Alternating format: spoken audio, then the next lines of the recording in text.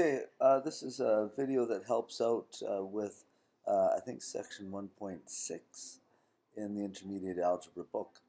And it deals with solving absolute value questions.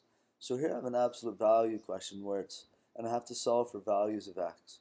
As soon as I see an absolute value sign, I'm thinking there may be two answers to that. So when you take a look at it, what I like to do is think to myself, okay, if I don't know what's under there, under that absolute value sign, what are my options?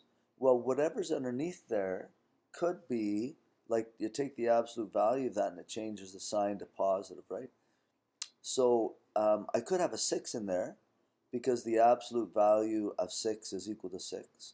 But I could also have a negative 6 because the absolute value of negative 6 is also positive 6. So whatever's underneath that box there has to be equal to this one, or it has to be equal to that one. And so what I do is I just write that out. Okay, so whatever's underneath there, 3x minus 2, must be equal to either 6 or 3x minus 2 must be equal to a negative 6. So here I've got two equations, both linear equations I can solve.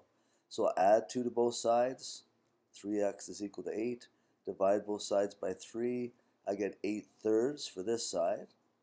And then on this side, add 2 to both sides, so I get 3x equals negative 4, divide both sides by 3, and I get negative 4/3. So the answer to this question is either this answer or this answer. Two answers could have worked. Okay, here's another one where I have to do some playing around. Notice in this first question, the absolute value sign was isolated. In other words, it was on the side of the equal sign by itself. In this case here, it's not. Like there's this plus 9 there on the left side of the equal sign. I have to get rid of that before I can do this thing above there. So I first want to subtract 9 on both sides. So I'll get the absolute value of m plus 5 is equal to 16 minus 9, or 7. Now I think to myself, okay, whatever's underneath here, it could be a positive 7 would give me a positive 7, or a negative 7. The absolute value of negative 7 would be a positive 7. Okay, so I need to write two equations that show that. So first one will be m plus 5 is equal to a positive 7, or m plus 5 is equal to a negative 7. Okay, or subtract 5 on each side, I get m is equal to 2. Subtract 5 on each side, I get m is equal to negative 12. Again, I've got two answers that I can use for that. Okay, now here's a question where you've got two absolute value signs. And so you do pretty well the same thing as you did before, but just sort of focus on this one. So it'd be y minus 3 is equal to something, and y minus 3 is equal to something. Now that something is the same as we did before. It's a positive or a negative, whatever's here. But what I do is I put this stuff in brackets. So one will be a positive 3 minus y, and the other one will be a negative 3 minus y. This is a dirty, rotten, filthy, stinking negative. We'll have to worry about that.